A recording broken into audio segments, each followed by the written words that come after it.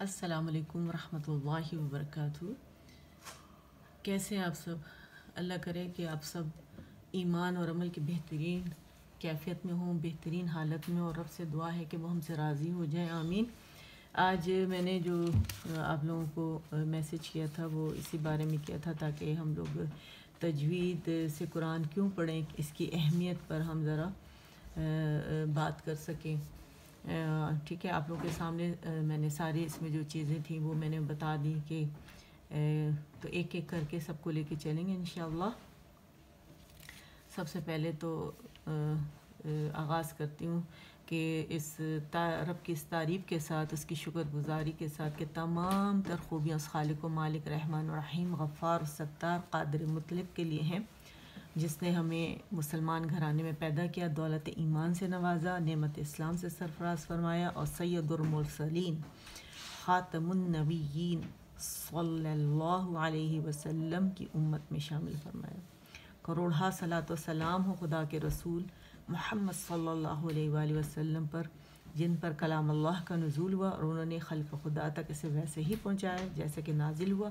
پھر لاکھوں درود و سلام و اصحاب رسول پر، جنہوں نے صلی اللہ علیہ وآلہ وسلم پر، جنہوں نے رب کا کلام اور آپ کا پیغام ہو بہو لفظ و لفظ امت کے سامنے پیش کیا۔ پھر لاکھوں رحمتیں ہوں عظیم قراء حضرات اور علماء کرام پر، جنہوں نے اللہ تعالیٰ کے کلام اور رسول اللہ صلی اللہ علیہ وآلہ وسلم کے پیغام کی لفظی اور معنوی حفاظت کر کے اسے ہم تک پہنچائے۔ جو ضروری بات ہے وہ یہ ہے کہ جو تجوید جو ہے یہ بہت ہی سیریس سائنس ہے، ٹھیک ہے، دوسری سائنسوں کی طرح نہیں ہے جہاں ہم آتے ہیں پڑھتے ہیں، کچھ مس ہو جاتا ہے تو اسے دوبارہ پڑھ کر سمجھ کے اپنا سلسلہ وہیں سے جوڑ لیتے ہیں۔ چونکہ اس میں رولز ہیں، یعنی قواعد ہیں، احکامات ہیں کہ قرآن کو اس طرح پڑھا جائے، اس میں شروع سے لے کر آخر تک ہمیں فالو کرنا پڑتا ہے تاکہ کوئی کڑی مس نہ ہو جائے۔ ایک اصول دوسرے اصول کے ساتھ جڑا ہوا ہے، اور تجوید القرآن ایسا علم ہے جسے آپ اپنے اون پر سیکھ نہیں سکتے۔ اس علم کو آپ کسی ماہر استاد سے سیکھتے ہیں، اور اس ماہر استاد نے کسی اور ماہر استاد سے سیکھا ہوتا ہے، انہوں نے کسی اور سے سیکھا ہوتا ہے، انہوں نے کسی اور سے، اور اس طرح یہ کڑی جا کے نبی کریم صلی اللہ علیہ وآلہ وسلم سے جا ملے، ٹھیک ہے۔ تو اس لیے ضروری ہے کہ اسے سیریس لیا جائے۔ تو کوئی ایسے نہیں کہہ سکتا کہ میں فلاں تجوید کی کتاب اٹھا لوں، ویڈیو دیکھ لوں تو گویا میں نے تجوید کا علم سیکھ لیا، اب میں قرآن کو صحیح طریقے سے ریسائٹ کر سکتی ہوں۔ اس کے لیے ایک ماہر استاد کا ہونا ضروری ہے جو آپ کے سامنے ہو، آپ کو پڑھائے، آپ کے منہ، آپ کے لپس کی موومنٹس دیکھ سکے، اور اس کے پاس سند ہو، جنہوں نے کسی ماہر استاد سے سیکھا ہو، اور انہوں نے کسی ماہر استاد سے سیکھا ہو، انہوں نے پھر کسی ماہر استاد سے سیکھا، اس طرح کڑی جا کے نبی کریم صلی اللہ علیہ وآلہ وسلم سے جا ملے، تاکہ وہ صحیح عربی کے لب و لہجے میں آپ کو قرآن سکھا سکے جس طرح کے نازل ہوا ہے، یعنی درست مخارج، صفات اور وقوف اور کے علم کے ساتھ اور دیگر قواعد کے ساتھ، ٹھیک ہے۔ تو وہ آپ کو ایسے ٹیکنیک سکھائے، ایسے طریقے سکھائے جس سے آپ کے لیے تجوید سیکھنا آسان ہو جائے۔ اچھا، اس میں جو ضروری بات ہے، جیسا کہ ہمیں معلوم ہے کہ اس میں مخارج اور صفات جو ہیں اور وقوف کا علم بہت زیادہ اہمیت رکھتا ہے، ٹھیک ہے نا، کہ پوائنٹ آف آرٹیکولیشن، یعنی یہ مخارج کس جگہ سے نکلتے ہیں، گلے سے، زبان سے، اور ہونٹوں سے، ناک سے، اور الجوف وغیرہ سے، اور ان کی مطلب صفات کیا ہیں، ایٹریبیوٹس کیا ہیں، کریکٹرسٹکس کیا ہیں، کس طرح ادا ہوتے ہیں۔ جیسے با ہے، ہم کہتے ہیں با، لیکن با جو ہے یہ ہمارے دونوں ہونٹوں کو ہم پریس کر کے ملاتے ہیں تو یہ تو اس کا مخرج ہو گیا، اور باریک ہے تو اس کی صفت ہو گئی، ٹھیک ہے۔ اور جن لیٹرز کے ساتھ حروف جن کیفیات کے ساتھ ادا ہوتے ہیں تو وہ ان کی صفات کہلاتی ہیں، ٹھیک ہے نا۔ تو وہ ان کی صفات، جیسے میں نے آپ سے کہا کہ با باریک ہے تو یہ اس کی صفت ہے، کیفیت اس کی کیا، میں نے کہا با باریکی سے ادا ہوا تو یہ اس کی صفت ہے۔ اچھا، یہ اس کے علاوہ ہم یہ دیکھتے ہیں موٹے ہیں یا پتلے ہیں، ان کی آواز چلتی ہے، بند ہو جاتی ہے، یا درمیانی چلتی ہے، اس میں سیٹی ہے، قلقلہ ہے، مختلف جو مطلب اس کی صفات ہیں، ٹھیک ہے نا۔ اچھا، جو اس ہماری یہ جو تجوید جو سائنس ہے نا، یہ نوبلسٹ سائنس ہے، جتنے بھی سائنس اسلامک جو سائنسز ہے اس میں سب سے زیادہ نوبلسٹ سائنس ہے۔ کیوں ہے؟ کیونکہ اس کا ڈائریکٹ جو لنک ہے قرآن پاک کا، یہ اللہ تعالیٰ سے ہے، ٹھیک ہے نا۔ تو اس لیے بھی یہ ضروری ہے کہ اس کو باقاعدہ سیکھا جائے۔ اب یہ سوال پیدا ہوتا ہے کہ نوبلسٹ کیوں ہے. ایک تو میں نے آپ کو جواب دے دیا کہ یہ اللہ تعالیٰ سے اس کا ڈائریکٹ لنک ہے سائنس کا، یہ اللہ سبحانہ و تعالیٰ کی اسپیچ سے ہے اس کا. اس لیے ضروری ہے کہ ہم اللہ سبحانہ و تعالیٰ کی اسپیچ کو صحیح طریقے سے ادا کریں. اور اللہ تعالیٰ نے حضور صلی اللہ علیہ وسلم کو بھی مطلب کو فرمایا، یعنی بتایا کہ ہم آپ کے دل کو قرآن سے تقویت دیتے ہیں، یعنی اس کا روحانی اثر بھی انسان کے اوپر ہوتا ہے. ٹھیک ہے، جب ہم قرآن کو تجوید سے پڑھتے ہیں تو گویا ہم اپنے رب کا حکم مان رہے ہوتے ہیں، اس کی بات مان رہے ہوتے ہیں. اور جب ہم اللہ کا حکم مان رہے ہوتے ہیں تو گویا ہم اس کی عبادت کر رہے ہوتے ہیں. اور رب کی عبادت پہ کیا ہے؟ ریوارڈ ہے. تو جب ہم تجوید سے قرآن پڑھ رہے ہوتے ہیں گویا ہم اس عظیم کلام کو دنیا کے دوسرے جو کلام ہے، جو انسانوں کی تخلیق ہے، انسانوں کے دماغ کی، جو عام انسان ہے، ٹھیک ہے، اس سے ہم اس کو ڈفرینشیٹ کرتے ہیں اور اس پر کوئی ریوارڈ بھی نہیں ہے. اچھا، اللہ کے کلام، اللہ تعالیٰ نے اس کلام کی حفاظت کا ذمہ خود لیا ہے. ٹھیک ہے، اور اللہ تعالیٰ نے فرمایا کہ اس کی حفاظت میں خود کروں گا. تو جب ہم اسے صحیح طریقے سے پڑھتے ہیں تو گویا ہم اسے پریزرو کر رہے ہیں. جیسے یہ 1450 سال پہلے نازل ہوا تھا، اس طرح ابھی تک پڑھا جا رہا ہے. ہم نے اسے پریزرو کیا، حفظ کر کے، صحیح پڑھ کے. ٹھیک ہے، اور دوسرا کہ کلام اللہ کو مطلب کہتے ہیں آوازوں سے مزین کرو. ٹھیک ہے، خوبصورت بناؤ. جب اسے خوبصورت آواز کے ساتھ، یعنی تمام تر تجوید اور صفات کے ساتھ پڑھتے ہیں تو اس کے حسن میں مزید اضافہ ہو جاتا ہے. ٹھیک ہے، اگر کوئی تجوید سے قرآن نہیں پڑھ رہا تو گویا وہ حرام غلطی تو کر ہی رہا ہے، لیکن ایک اور بڑی غلطی کر رہا ہے کہ نبی کریم صلی اللہ علیہ وآلہ وسلم کی سنت کو بھی نگیٹ کر رہا ہے. ٹھیک ہے، یعنی سنت پہ بھی عمل نہیں کر رہا ہے. اور جو میں ابھی آپ سے باتیں کروں گی اور جو میں نے ابھی کی ہیں تو اس کو پلیز لائٹ نہ لیں اور یہ نہ سوچیں کہ ارے یہ مجھے پتہ نہیں تھا، میرے نالج میں اضافہ ہو گیا. چلو نہیں، یہ کوئی کہ میں نے بتایا نا کہ سیریس سائنس ہے، نوبلسٹ سائنس ہے. تو اس کو سیکھنے کا ارادہ کریں. اور یہ پوائنٹس دیکھیں، قلم کا تو ذکر اللہ تعالیٰ نے پوری سورہ نازل کی، اس کی اہمیت. تو قلم اٹھائیں، اس سے جو ضروری پوائنٹس ہیں آپ لوگوں کے سیکھنے والے، جو سیکھیں آپ لوگوں نے، جو آپ کے دل کو لگے ہیں، نہ بھی لگے تو اس کو لکھ لیں، تاکہ جب آپ کی نظر اس کے اوپر پڑے تو آپ کو تجوید کی اہمیت کا اندازہ ہو کہ نہیں، ہم نے سیکھنا ہے، اللہ کا حکم ہم نے ماننا ہے. ٹھیک ہے، اور پتہ ہے جب انسان کو شوق ہوتا ہے نا تو اللہ تعالیٰ پھر اس کی رہنمائی بھی کرتے ہیں اور جب وہ اس کے علم میں مزید اضافہ بھی کرتے ہیں. ٹھیک ہے نا. تو ایک وقت کے امام احمد، مسند احمد، جو آپ نے نام سنا ہوگا، تو انہوں نے 40,000 احادیث لکھے ہیں اور انہوں نے کہا میں نے ہر حدیث پر عمل کیا ہے. ایون وہ کہتے ہیں کہ جب میں حجامہ کروانے گیا تو میں نے اتنے ہی پیسے دیے جتنے نبی کریم صلی اللہ علیہ وآلہ وسلم نے دیے. تو آپ دیکھیں نبی کریم صلی اللہ علیہ وآلہ وسلم سے سنت کی کیا مثال ہے. تو ہم بڑے خوش نصیب ہیں کہ ہم ایسے دور میں ہیں کہ سائنس کا دور ہے اور ہیومن ہسٹری کا کہہ دیں کہ گولڈن ایرا ہے، کہ ہمیں کہیں جانے کی ضرورت نہیں ہے. ہمیں ہر قسم کی دینی معلومات، ٹھیک ہے نا، ہماری شریعہ کی معلومات، فقہ کی معلومات، اسلامی تمام معلومات ہمیں نیٹ کے تھرو مختلف اس پہ مل جاتی ہیں. سوشل میڈیا پہ جیسے انسٹاگرام ہو گیا، ٹویٹر ہو گیا، فیس بک ہو گیا.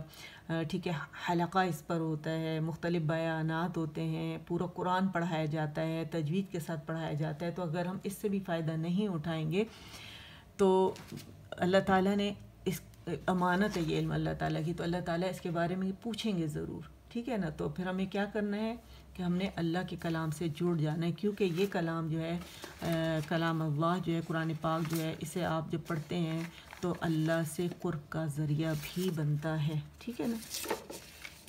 تو اب تھوڑی سی باتیں اور کرتے ہیں کہ قرآن کے انسان کے اوپر کیا حقوق ہیں، وہ دیکھ لیتے ہیں. میں آپ لوگوں کو ہمیشہ بتاتی ہوں لیکن ایک دفعہ اور دہراؤں گی آج، کہ سب سے پہلا حق تو قرآن کا یہ ہے کہ اس پر ایمان لانا کہ اللہ سبحانہ و تعالیٰ کی یہ کتاب ہے، اور اس کو تمام تر تجوید کے قواعد، مخارج، صفات، وقوف اور دیگر قواعد کے ساتھ پڑھنا، حفظ کرنا، یعنی حق تلاوہ اور حق الحفظ، پھر غور و فکر کرنا. ٹھیک ہے، یعنی معنی مفہوم سمجھنا، یعنی حق تدبر، اور اس احکامات پر عمل کرنا، حق العمل، اور اس کی دعوت کو عام کرنا، یعنی اس کی تعلیمات کو دوسروں تک پہنچانا، حق تبلیغ. تو تلاوت کرنا ہمارے ایمان کا حصہ ہے، جیسے میں نے بتایا کہ اس کا روز پڑھنا ہمارے ایمان میں نہ صرف اضافے کا سبب بنتا ہے بلکہ اللہ سے قرب کا ذریعہ بھی بنتا ہے. اور ہر حرف پہ 10 نیکیاں ہیں۔ اور آپ دیکھیں دنیا کی کوئی بھی تجارت ہم شروع کرتے ہیں تو وہ رسکی تو ہوتی ہے، اس میں نقصان کتنا نقصان ہوتا ہے، لیکن قرآن کی واحد تجارت ایسی تجارت ہے کہ جس میں کوئی نقصان کا اندیشہ نہیں ہے، بلکہ اگر کوئی اٹک کے بھی پڑھ رہا ہے، اس سے غلطیاں ہو رہی ہیں تو اس پہ سے کیا ہوتا ہے، دوہرا اجر ملتا ہے۔ تو کتنا خوش نصیب ہے وہ شخص جسے قرآن کا علم اللہ تعالیٰ نے دے دیا، تجوید کا علم دے دیا، اسے وہ دن رات پڑھتا ہے اللہ کے حکم کے مطابق، تو کتنا اجر وہ کما رہا ہے۔ کچھ احادیث آپ کے سامنے رکھوں گی کہ سیدنا عبداللہ بن عاص رضی اللہ تعالیٰ عنہ سے مروی ہے کہ نبی کریم صلی اللہ علیہ وآلہ وسلم نے فرمایا کہ روز قیامت صاحب قرآن سے کہا جائے گا کہ قرآن پڑھتے جاؤ اور درجات پر چڑھتے جاؤ، اسی طرح ٹھہر ٹھہر کر پڑھنا جس طرح دنیا میں ترتیل سے پڑھتے تھے، یعنی یقیناً تمہارا مقام وہیں ہوگا جہاں تم آخری آیت مکمل کرو گے۔ دوسری حدیث میں ہے کہ سیدنا عثمان غنی رضی اللہ تعالیٰ عنہ بیان کرتے کہ نبی کریم صلی اللہ علیہ وآلہ وسلم نے فرمایا تم میں سے بہترین وہ ہے جو قرآن سیکھے اور سکھائے، خیرکم من تعلم القرآن وعلمہ۔ سیدنا عبداللہ بن مسعود رضی اللہ تعالیٰ عنہ بیان کرتے ہیں کہ رسول اللہ صلی اللہ علیہ وآلہ وسلم نے فرمایا قرآن پڑھا کرو، قرآن پڑھا کرو، یقیناً تمہیں اس کو پڑھنے پر اجر و ثواب سے نوازا جاتا ہے۔ سنو، میں یہ نہیں کہتا کہ الف لام میم ایک ہی لفظ ہے، بلکہ الف پہ 10 نیکیاں، لام پہ الگ 10 اور میم پہ الگ 10 نیکیاں ملتی ہیں، لہٰذا یہ 30 نیکیاں بن جائیں گی۔ گویا آپ دیکھیں ہم سے کون لے سکتا ہے، یہ نیکیاں ہیں اللہ کے بینک میں یہ جمع ہو رہی ہیں۔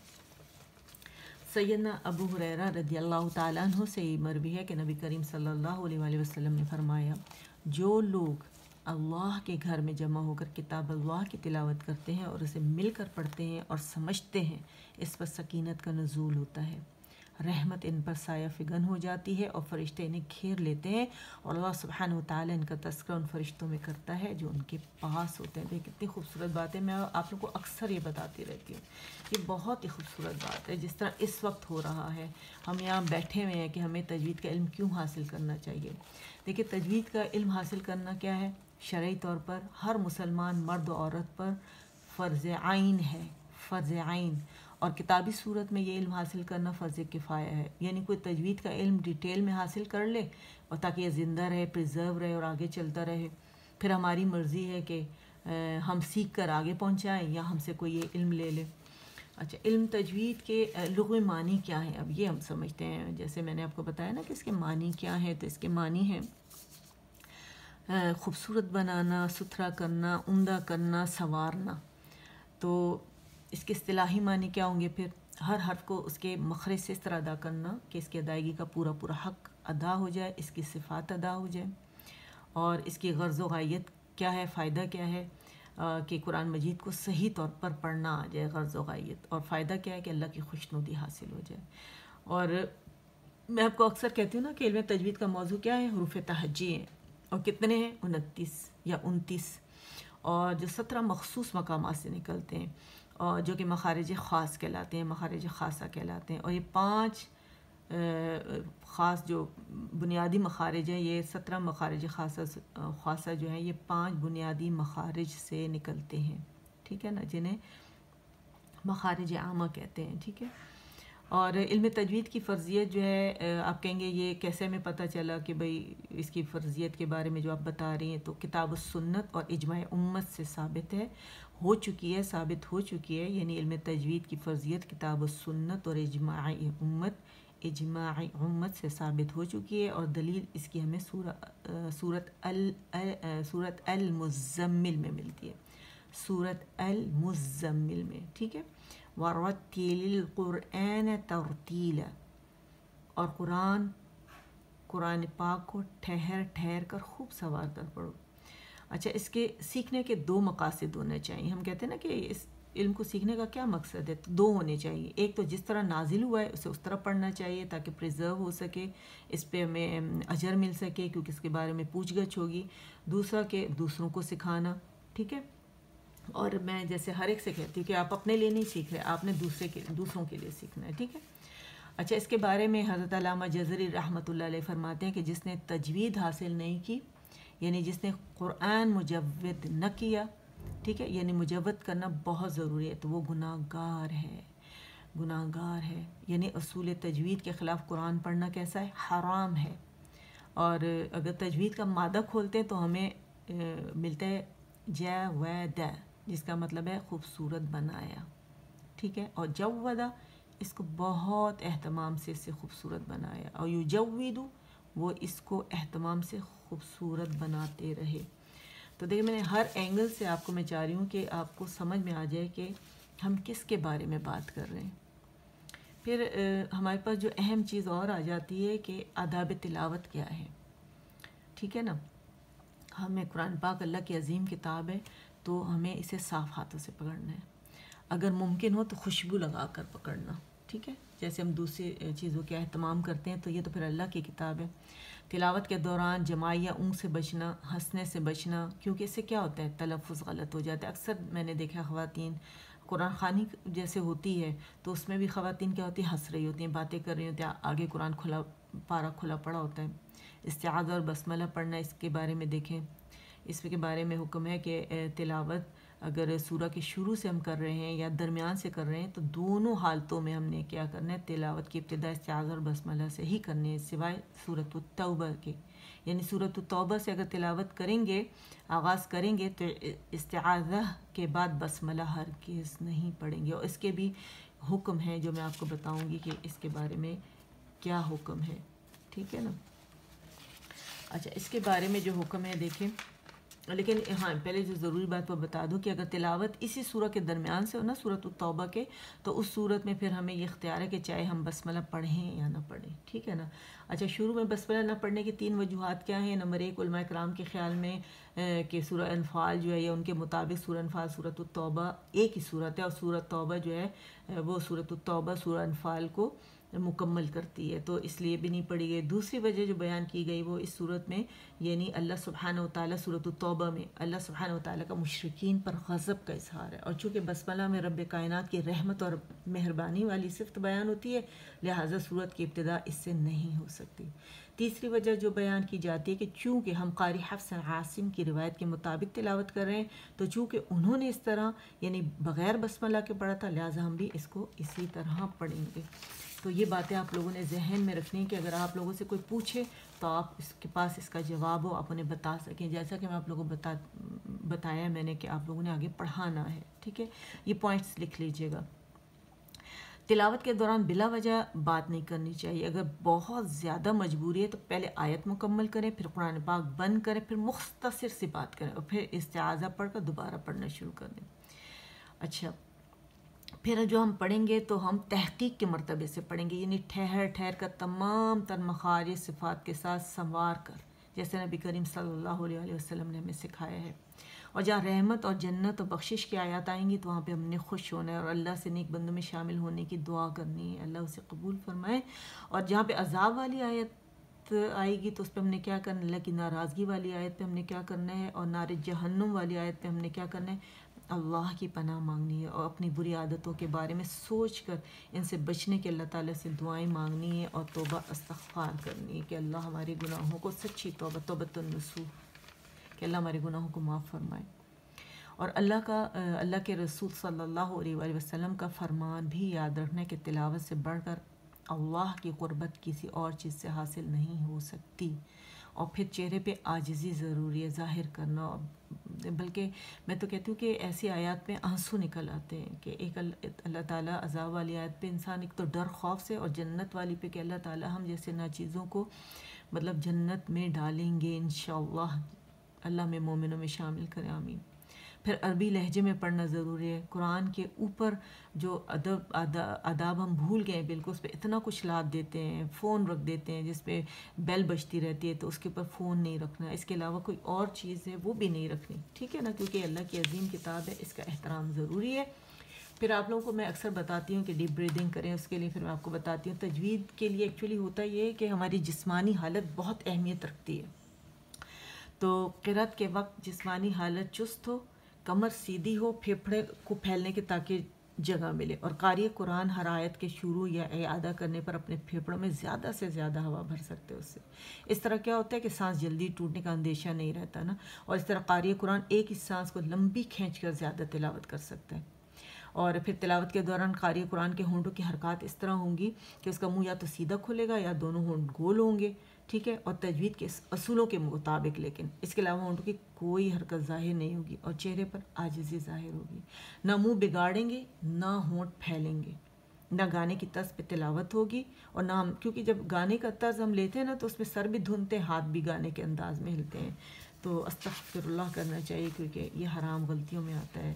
اب ہم آ جاتے ہیں لحن کی طرف آتے ہیں، ٹھیک ہے، لحن کہتے ہیں اصول تجوید، غلطی کو کہتے ہیں یا عیب کو کہتے ہیں، عیب، ٹھیک ہے، عیب کو کہتے ہیں، ایوب کی جمع عیب، عیب۔ اصول تجوید استغفر اللہ، اصول تجوید کے خلاف اور بے قاعدہ پڑھنا یہ لحن کہلاتا ہے، یا تجوید کے خلاف قرآن پڑھنا یا غلط پڑھنا یا بے قاعدہ پڑھنا لحن کہلاتا ہے۔ یا قاری قرآن تجوید کا علم حاصل کیے بغیر تلاوت کرتا ہے تو وہ اپنی تلاوت میں خرابی یا نقص پیدا کرتا ہے، عیوب پیدا کرتا ہے، عیب پیدا کرتا ہے، جس سے قرآن کے الفاظ اور آیات کے معنی بدل جاتے ہیں، جس کو تجوید کی روح سے لحن کہتے ہیں، اور اس کی دو اقسام ہیں، لحن جلی اور لحن خفی۔ بھاری اور واضح جو غلطی ہے وہ لحن جلی کہلاتی ہے، یعنی نمایاں اور موٹی غلطی جو ہوتی ہے وہ حرام ہوتی ہے، ناجائز ہوتی ہے، اور یہ لحن جلی جو ہے 4 طرح کی غلطیاں کہلاتی ہیں۔ ایک حرف کا دوسرے حرف سے بدل جانا، مثلا الحمد کا مطلب ہے تمام تعریفیں اللہ کے لیے ہیں، لیکن جہاں ہم کہتے ہیں الحمد، ٹھیک ہے، اگر تو اس کا مطلب ہے نعوذ باللہ تمام تر پٹخنا، اعوذ کی جگہ اعوذ پڑھنا، یعنی تبدیل الحرف بالحرف، کسی حرف کو خواہ مخواہ بڑھا دینا، بسم اللہ اور بسم اللہ کی بجائے بسم اللہ پڑھنا، ٹھیک ہے، ایک حرف یا کوئی حرف کم کر دینا، مثلا لم یلد ولم یولد ہے تو ہم پڑھتے لم یلد ولم یولد، ٹھیک ہے، ہم نے کیا کیا، واو غائبی کر دیا سرے سے۔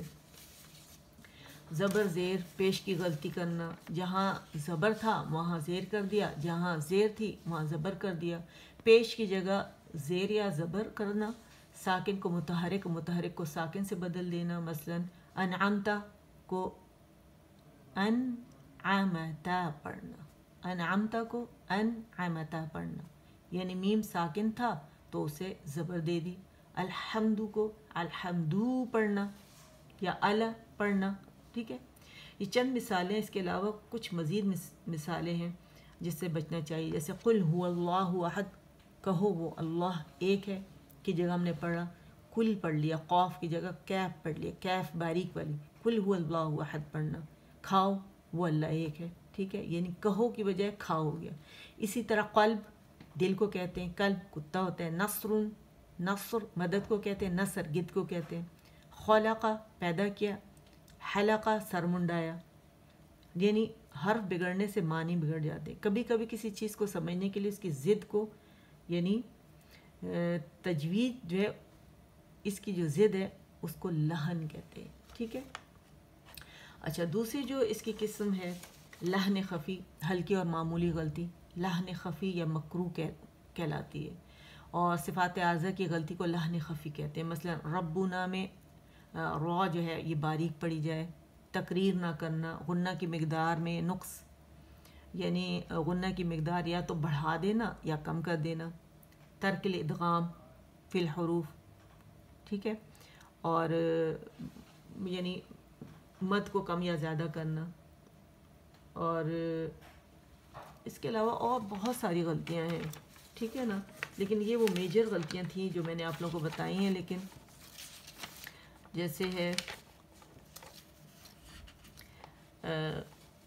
لحن خفی جو ہے اس کی بہت ساری اور مطلب وہ ہیں اقسام بھی ہیں اس کی نا، جیسے نون ساکن، نون تنوین، میم ساکن کی ادائیگی قواعد کی روح سے نہ کرنا، لام را اور الف کو موٹا باریک پڑھنے میں غلطی کرنا، مد کی لمبائی میں کمی زیادتی، نون میم مشدد کی آواز میں کمی زیادتی، صفات اعضاء میں غلطی۔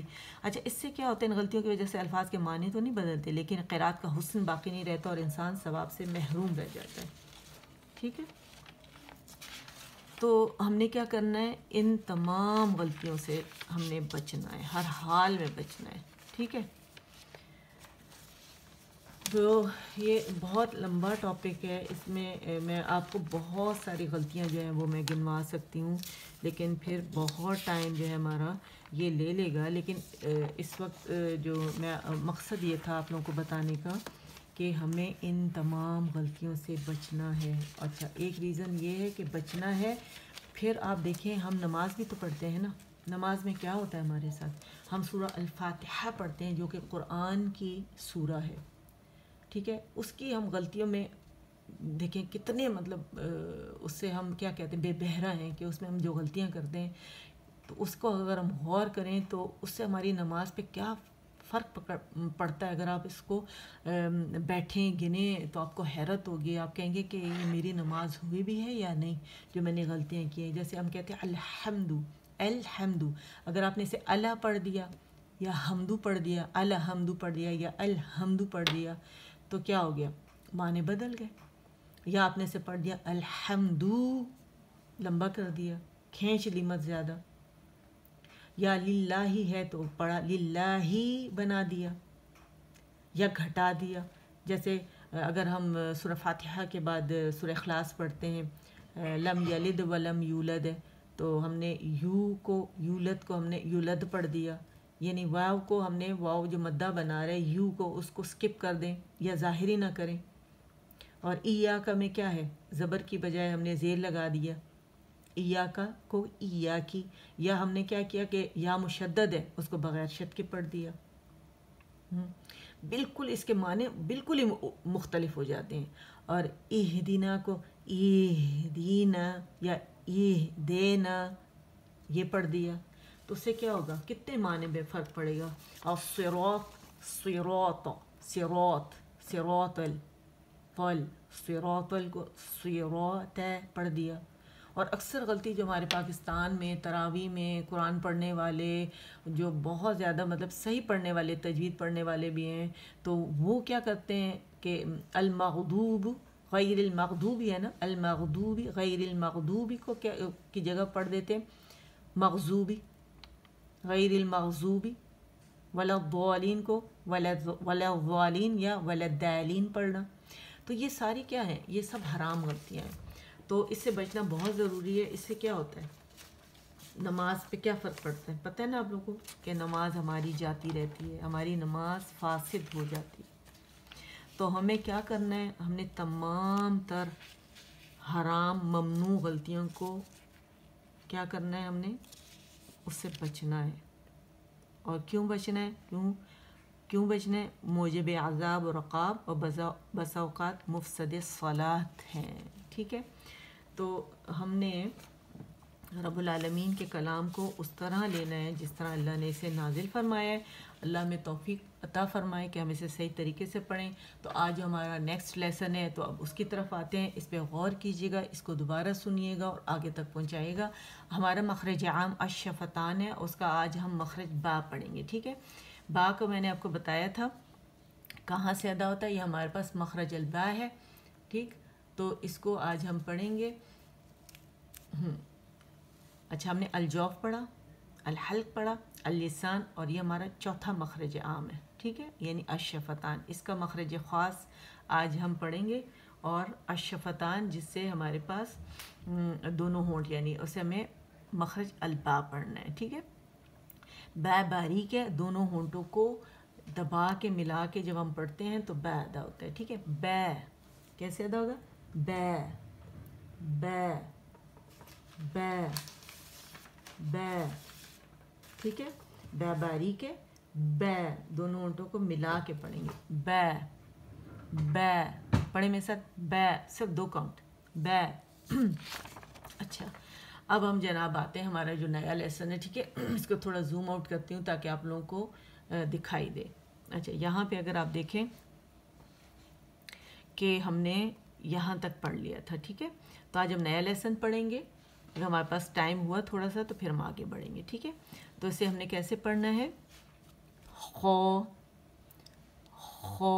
تمام تر تجوید کے یعنی مخرج اور صفات کے ساتھ. ٹھیک ہے، خو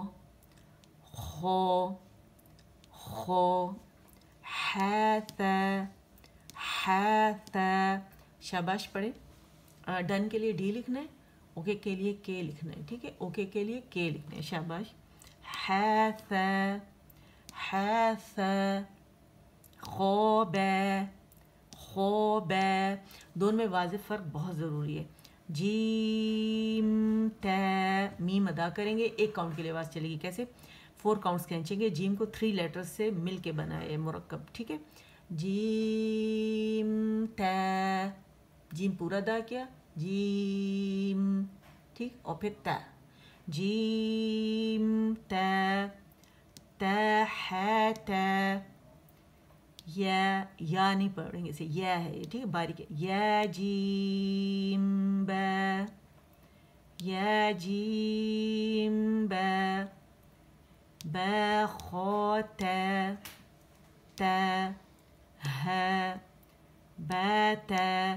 ٹھیک ہے، تو اب اس کو خوب اچھے سے آپ پریکٹس کر لیں، اور میں چاہتی ہوں کہ آپ اسے بار بار سنیں اور اسے بار بار پریکٹس کریں. یہ لیٹرز پیچھے بھی گزرے ہیں تو آپ پیچھے سے بھی اس کو سن کے پریکٹس کر سکتے ہیں، اور یہیں سے بھی آپ اس کو سن کے پریکٹس کر سکتے ہیں. ٹھیک ہے، تو چلے میں ختم کرتی ہوں. سبحان ربک رب العزت عما یصفون وسلام علی المرسلین والحمد للہ رب العالمین.